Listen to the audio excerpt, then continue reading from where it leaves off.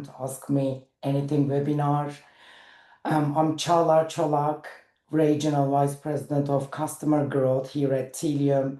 I'll be your host for today's session, and thank you for joining us. And I know it's a big commitment, taking some time to join webinar, whether you are attending a lunch or after happy hour. So thank you so much for your commitment.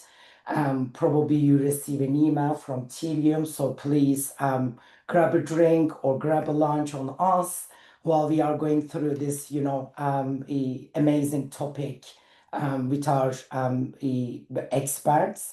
So before we move into the main structure of the webinar, I just want to go through a little bit about myself and then, my lovely colleague Zach and the background.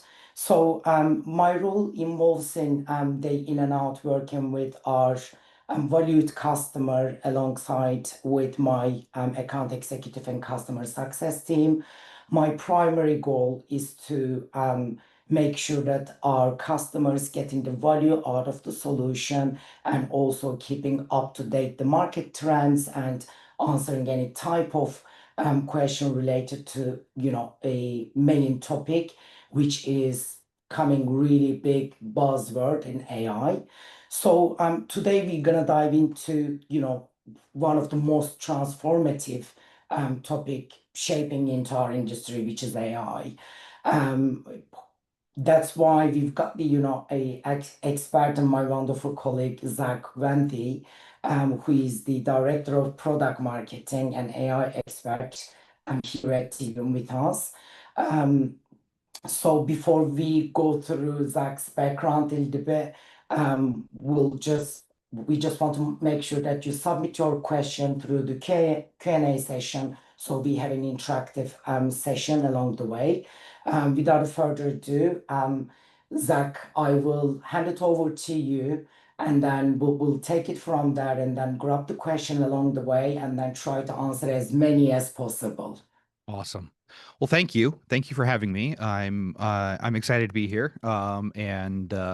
Yeah, so at Tealium, I'm our one of our product marketing directors, and I am also I get to do fun things like this, as a strategist, and do these AMAs and webinars and presentations, and it gives me the opportunity to go out, talk to our customers, talk to prospects, hear what's going on. And quick background about myself: I've been in, I started my career in marketing before moving into consulting years ago when there wasn't people who could translate between marketing and technology. Before Scott Brinker made that cool and made that a thing, the marketing technologist. That was kind of what. Where I started in my career, and I worked with some of the largest brands in the world on strategy, digital transformation, CRM, at the time, and then marketing automation, personalization, and the underlying, kind of universal across all of that is better data, better understanding of your customers, and ultimately driving some improvement in either revenue or retention or growth within an organization. And did that for over a decade, until I moved into the product world. And I've been in the CDP kind of data space for 7 years now, which is crazy when I say it out loud. But Time flies. yeah, it does. And I've always had, there's always been an element of AI,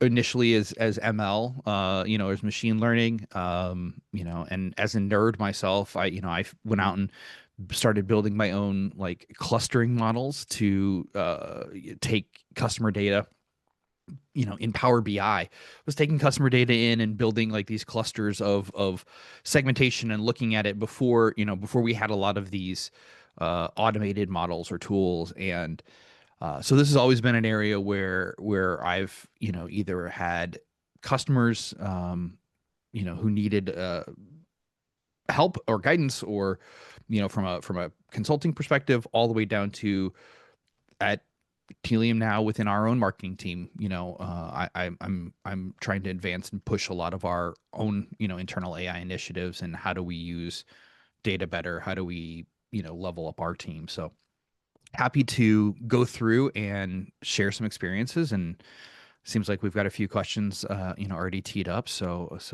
I'm excited. Um, I did want to start. And I think to set some groundwork, as we've got a couple more questions coming in, but generally when we do these, everybody's like, okay, well, what's Tealium's take, or what's the where are we at, what are you seeing? And so I thought that would be a good place, Charles, if you're good with this, to kind of start with our vision, for AI. And this is a short session, so I won't go into like the 30-minute version that product has. But we really generally believe that AI starts with good, consented, governed data. Every AI conference I've gone to, every session I've talked to, you know, yeah, the tools and the technology are cool, but at the end of the day, what people are starting to figure out, and those who have either implemented or have started or have tested, all realize what you feed the AI is going to 100% determine the output. And whether that is a simple prompt where you're trying to get it to do some research for you at in a chat experience, all the way up to large agentic systems, the output is only as good as the input. And um, that's not a new concept for Tealium. We've been running that idea and that play and that strategy across um, you know all of Martech and all of the systems of your email systems need good data to run good campaigns. Your personalization systems need good information in real time, in the right moment, to drive the right customer experience. Your ad channels need updated ad suppression. AI is just another channel for that. And that is um that's a fun place to be, because we're good at that, and we've been doing this for a while. And so I think that is the foundational piece that is above and beyond anything else we do around AI. It's around setting that platform level, having the infrastructure and the tools. And then the next level is being able to get it somewhere in the moment it needs to be there. So that is kind of the second pillar, if you will, of our vision, is really much like real time for personalization. AI operates very quickly, and being able to provide context and information, in the moment, is going to be key. And then the last one is what after. So AI is involved. We feed some data. The problem is we're seeing a trend in the market, and we can discuss this, but where brands are going to have less control of the user experience in an AI world. And I think that's the piece that has not been in the conversation as much. Typically, the first wave was what can we do with AI to be more efficient, to be more productive. As an employee, how can I use AI to do my job, or how can I use AI to do more creative, or whatever. And then we shifted to what can we do with AI to target our customers. Do we have a chatbot? Do we have AI experiences? Do we do personalization? But now the third lane is really, well, how are our customers using AI, and how does that impact how they interact with us? Um, about a week ago, ChatGPT, or OpenAI, released a protocol called ACP, which is which is the Agentic Commerce Protocol, which is really just saying, hey, we have a way now to allow an organization to tie right into a chat experience, and a consumer can now search for a product. And I need a gift. I need a housewarming gift that can be delivered this weekend. And it'll search. And in the US, I think Etsy was the first. I've seen Walmart now is committed to being able to do it. It's going to expand globally. throughout the rest of this year and next. And people can check out right now without leaving that chat experience. They're in ChatGPT, they buy it, make a purchase. All in the back end, all the data gets sent to your commerce platform, or your payment processor to do the checkout. So you get the data, but they don't land on your website. They don't go through your buying journey.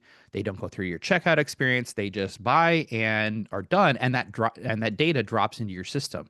And so now you need a CDP, or you need something to stitch that together and link it back to their profile, as an existing customer, or create a profile as a new customer. And so being able to connect and close that loop, I think, is the third, big piece of Tealium, where we truly believe, not only do we operate, but will be a critical component of kind of that AI ecosystem. So, um, Perfect. yeah, that's a foundation, that's a framework, and we can kind of go through as I see some of these questions rolling in here, but um, hopefully it's a Absolutely. start. Yeah, thank you so much for that, Zach. And I really want to, dive into some of the questions that we receive from our, customers, day in and out actually.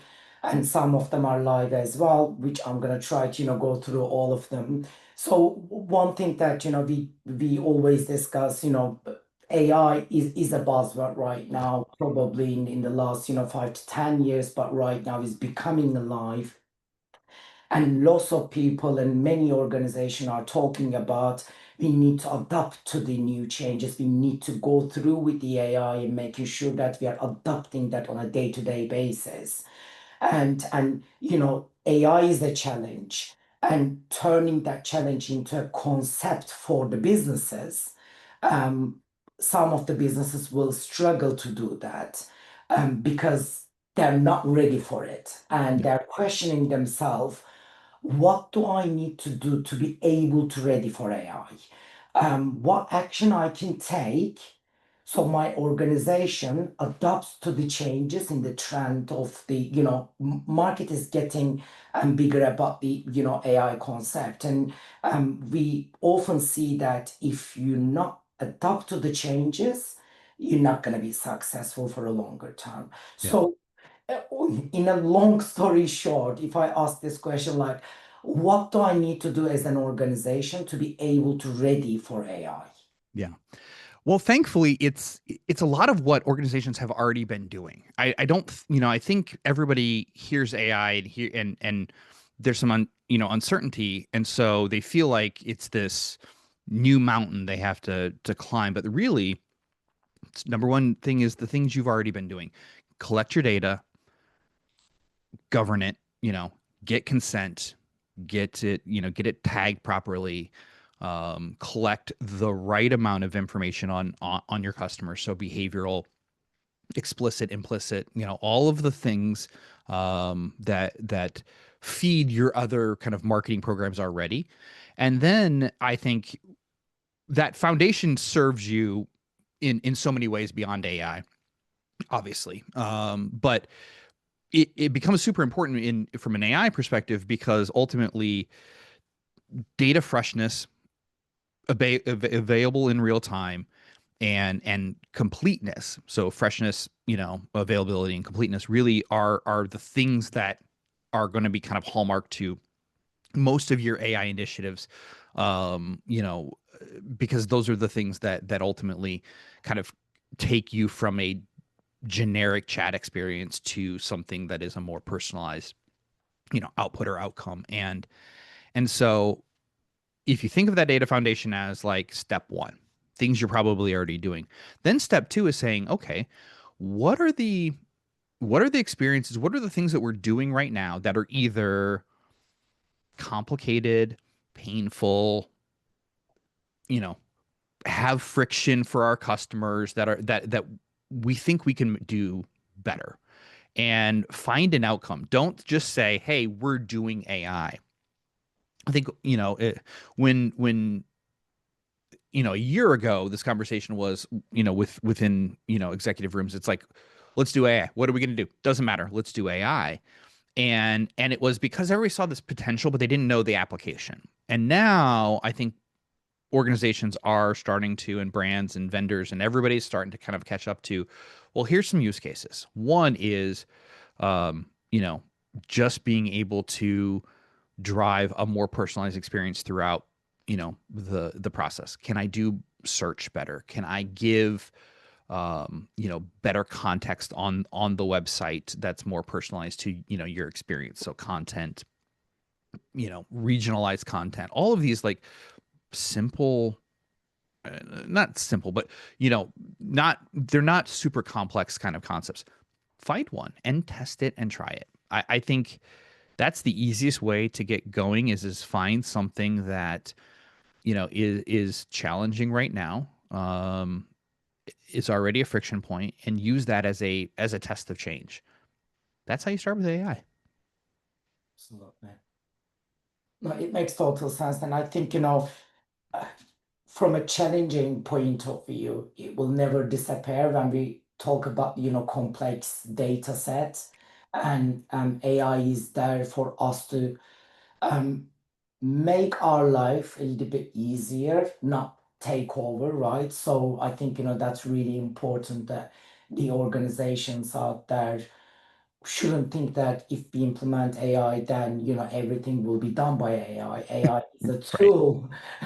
Yeah, AI is going to make our job a little bit easier and helping us to go throughout the whole journey about the data. So um, talking about challenges and implementing for the organizations, but I think also the other question is which came through from the audience. I don't remember, a couple of days ago I believe, um, they mentioned that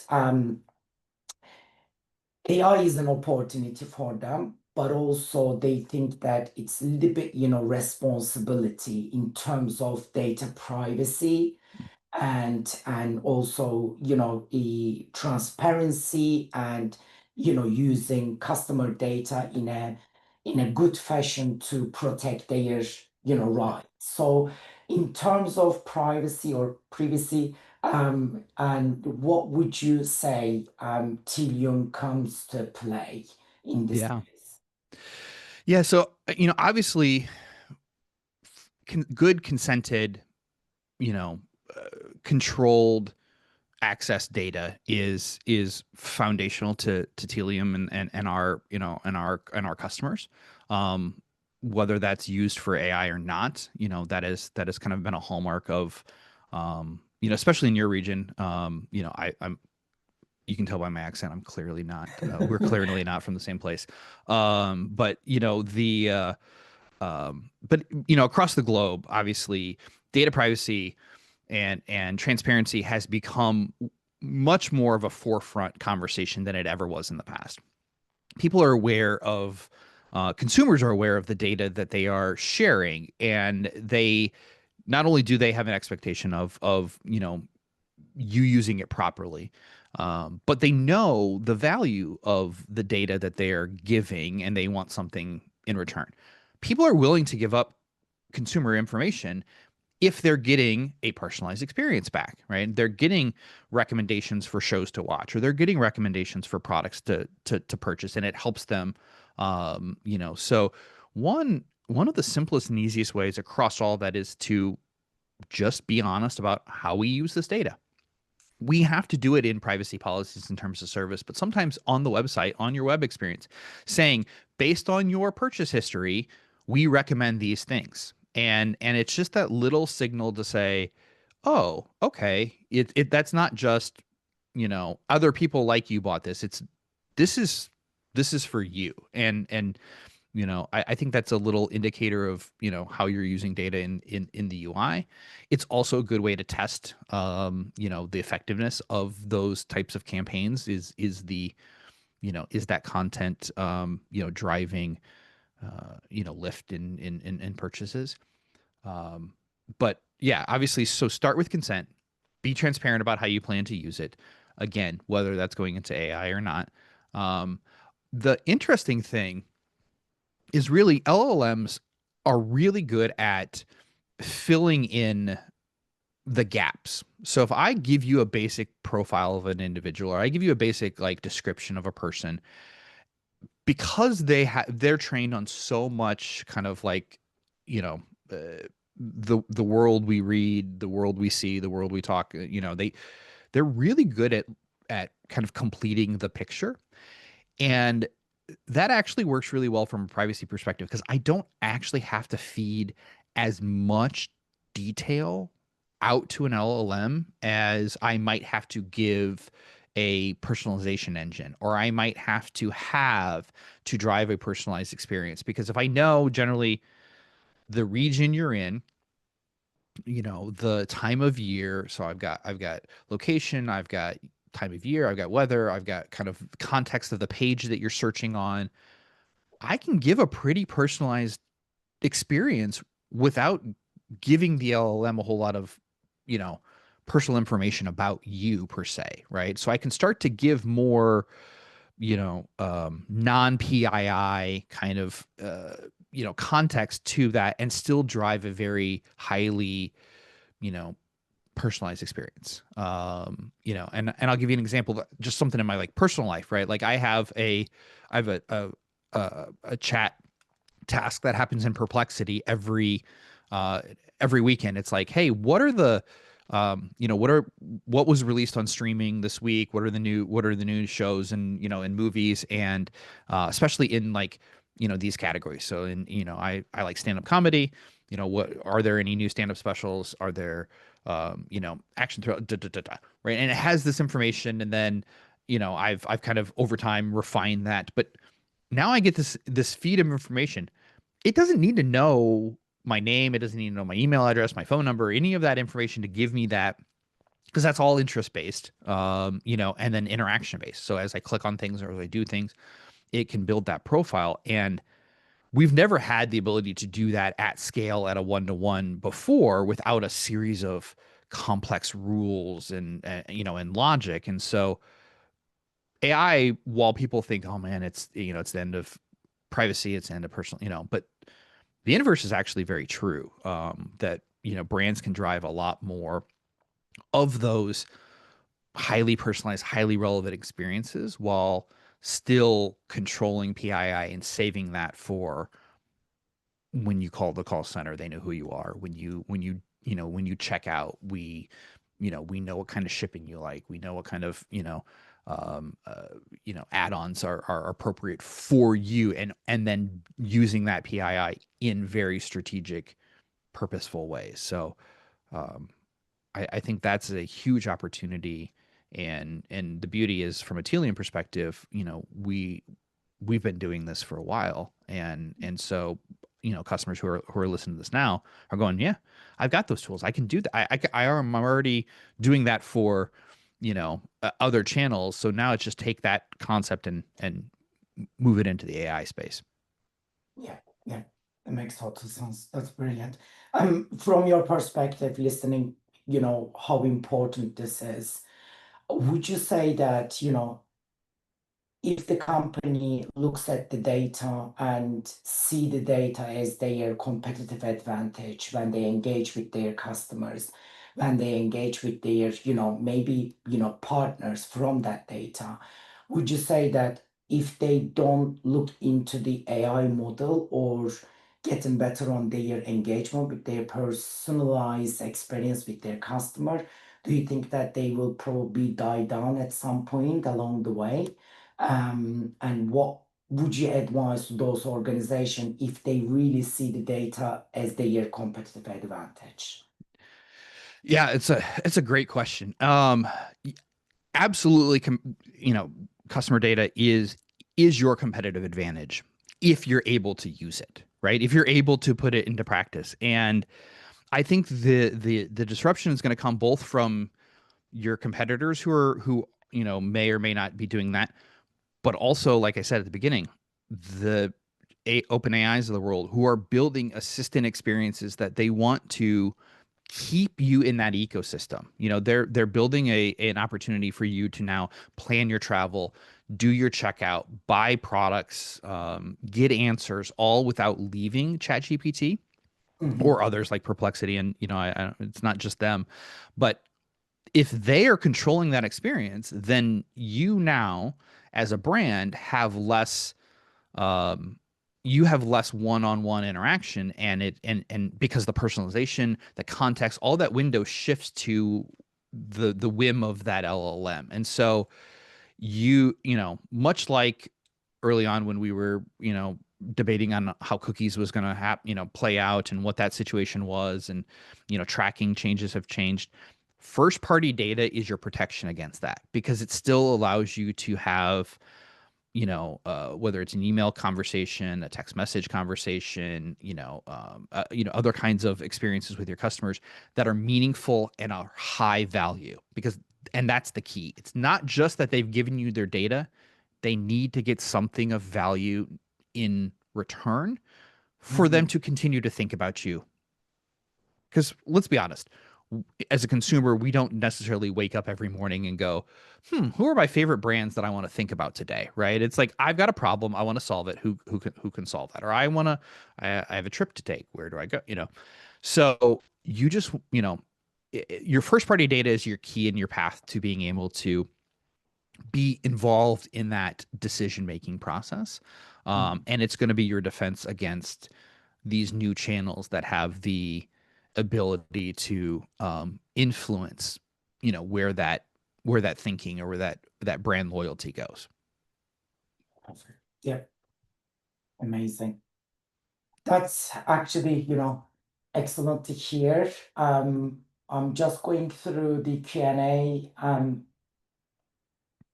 panel and try to gather more questions here. It's an interactive session, so please feel free to submit any question that you have. We've got a list of questions that we received from the customers, and we want to, go through all of them. But if we are not able to do so, we will definitely, catch up with you after the webinar. But please feel free to, submit your question on the Q&A session. So, Zach, talking about, we mainly talk about the foundation of aligning with the AI strategy in the market, and what happens if I have it, what happens if I don't have it. And it comes with so many, most likely pros and cons, Mm. and here, along the way, that goes without saying. Um, I would ask, and that's coming from one of our, partner as well. What are technology partners play a role in terms of implementing the AI strategy? Yeah, I mean, obviously, coming from a consulting background and being in the partner space myself, I think partners are a huge unlock, in a lot of ways, because as an organization, this is your first time doing, these large AI projects, and you're limited in the kind of worldview that you have potentially on what's working and what's not. And that's where, vendors and partners, obviously, as they're doing these kind of things across, multiple customers, there's just a speed to knowledge that occurs, right? So partners who've implemented or are working with other customers can now, they can share that knowledge, they can share that information, they can, ultimately learn and iterate fairly quickly. And not only can they share that information, but a lot of times they're getting faster, they're getting better at a project, or at a task or an implementation. They're probably using tooling. I know we use tooling and, AI stuff, and to be better and smarter and faster in a lot of our, workflows internally. And I think there's just that flywheel that kind of is going to continue for, you know the near term, and probably for the long term, where there's just a lot of shared experiences that partners can bring to the table and help them be more of a trusted advisor and not just, you know, doing the technical work, right? Because the technical work's super important, but then there's just the gotchas and the pitfalls and the, well, yeah, you can do it that way, and here's why that might be good, but also here's why that might be bad, and here's an alternative because have you considered? So, um, uh, yeah. So I mean, I think that is a huge part of the of the equation of leverage your implementation partners as as advisors. But I think it also requires them to then flip their role and not just be the technical team, but also, have that strategy element, have that knowledge base to bring to the organization. So, yeah, that would be that's the trend I'm seeing, and from the partners I'm talking to, I think that's where a lot of them are heading and are thinking about or already doing.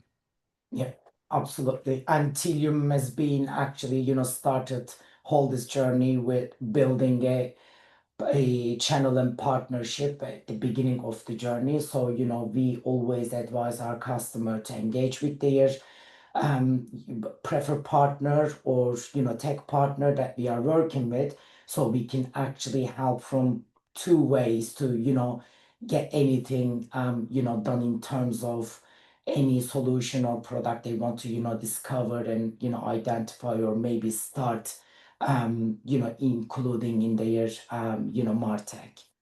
Yeah. That's brilliant. I saw one other question I want to talk on because actually it sets up for a slide I'll share here at the end. But it was, I think it was asking about like tracking, and how does analytics and tracking kind of play into part as agents start to do more things. And that is going to be a huge disruption, I think, for a lot of brands. We're seeing it in organic traffic already, where people are, not clicking through potentially on search results because they're getting an answer.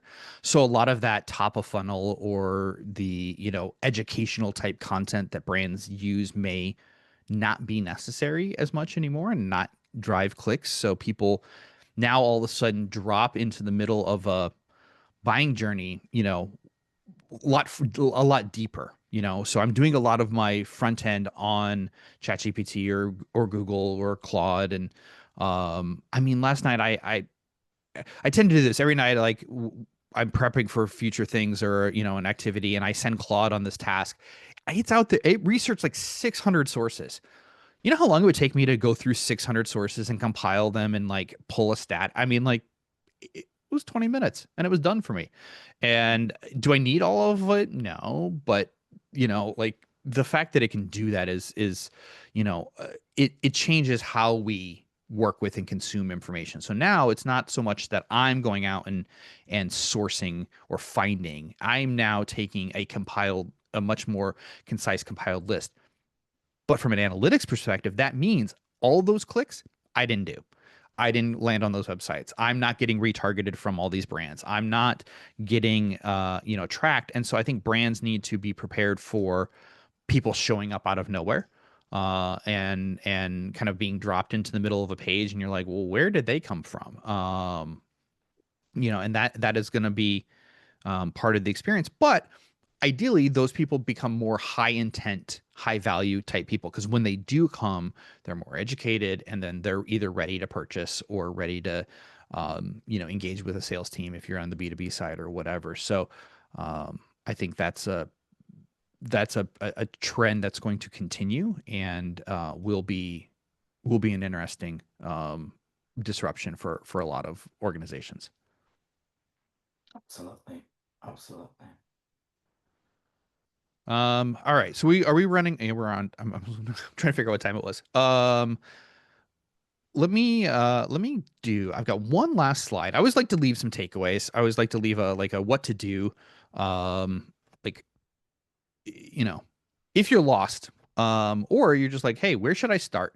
So here's my what to do Monday. It's Thursday. We're doing happy hour later. You can come back and hear us talk again. Or so I'll give you Friday off, and then on Monday we're gonna dive in. Here's three ideas. So one is if you're not already doing it, start tracking your agent traffic. Understand what which agents, ChatGPT, Perplexity, Claude, Copilot, Gemini, you name it, are sending traffic to your site. Look at your analytics platforms and start to think about them as a channel, which might require a little bit of um, you know, uh, setup on your side, but ultimately don't just look at as direct traffic or as the referrer string, but start to look at their path and their flow and what are they doing. If you're running a CDP, pass that data through to your CDP so you can start to understand the effect of agent assisted basically as an attribute in your CDP. How much is that driving purchases? What percentage of your audience?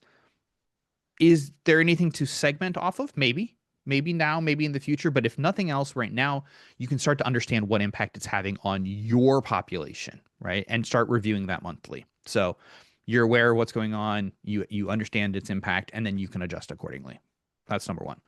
Number two is we talked about that idea of people, buying directly in a chat experience or kind of showing up right before checkout. And pixels are going to become way less relevant in those experiences, right? The first one, there is no pixel because you never leave the chat experience, so there's no pixel to fire. Therefore, server side tracking, server side targeting, conversion APIs become highly, highly important because if somebody is coming to your website, um, maybe I was browsing on your website and I'm in a retargeting flow, you're spending ads on me, and then I use ChatGPT to check out later, you won't have that checkout pixel fire on your website. So now, conversion API on the server side, because you do have the transaction detail, thankfully, um, you can move them to a suppression list or you can change the behavior. So it's going to be even more important to not waste ad spend, in the AI world. And this is a very easy way to do it. Um, there's value beyond AI, but we still see a lot of organizations who have a few of their conversion APIs set up, but maybe not all of them. So think about that. And then the last one, personalized context. What this is really the idea that we kind of talked about where behavioral personalization, the situation, the time of year sometimes has just as much impact on buying behavior as it does, the persona itself, the data you have about them. So test both sides of the equation. Test, you know, past purchase behavior, all of those things, but also test what are they looking at? Using LLMs to add contextual information like what are they searching for? What pages are they browsing? What time of year is it? What's the weather like? Especially, multi-product retailers, all of these things, you have a wealth of data that has been hard to unlock, and now LLMs make it a lot easier to turn that kind of abstract interaction into attributes that become segmentable and targetable in the future. So, that's another one is start to think about how you can focus on keeping somebody on your website one click longer. Focus on how do I reduce friction for the next step as opposed to, you know, retargeting and nurture sequences. What can I do in the moment to keep them a little bit longer, educate them a little bit more, reduce a barrier for purchase. So yeah, just some ideas. We talk a lot about these at Tealium. You can find other information on our blog. I'm always available on LinkedIn. Feel free to connect with me and say hi if I missed somebody's question, or if you want to kind of follow up on any of those. But yeah, I think that's a good starting point. Exactly, Zach. I think what I really like about that, simple one-pager slide, it's actually showing the real example how organization can take step by step to get there, right? So I think, we get these questions day in and out, like, how do I use it in a real Yep. example? And data exists everywhere, and consumers are becoming more and more, demanding, including us as a, customer of any brand, right? Yep. So actioning that data in the real time and knowing your customers, what they're interested in, and taking them step by step, it's really important. And it goes without saying, this is actually, applicable for any organization out there. Yep. This is simple step to take in, and then the massive differences after you take the first step of the journey. This is I quite like the way that how you bring the real examples into it. So I think we could probably say that AI is brilliant if the data is feeding and filling that correctly. So if there is no good data, there is no AI strategy in place. That's my takeaway from the session That today. I think if you spent the next 6 months working that in your organization and having that conversation repeatedly, that is the right kind of conversation to have around AI. At your enterprise is what is our data? Is it good? Is it up to date? What can we do to make it better? All of those things are going to feed better AI outcomes. Absolutely. I think we are at the just right on time. We've got a couple more questions to go through, but I think we will reach out to our customers directly. Thank you so much for joining, Zach, especially bringing your expertise on this topic and answering those questions coming from our customers side. And I want to thank everyone who joined the Lunch and Learn session, and we are running another one around 4:30 today in BST time. So yeah, I think we will follow up with the recording. But thanks so much for everyone joining. Thanks, everyone.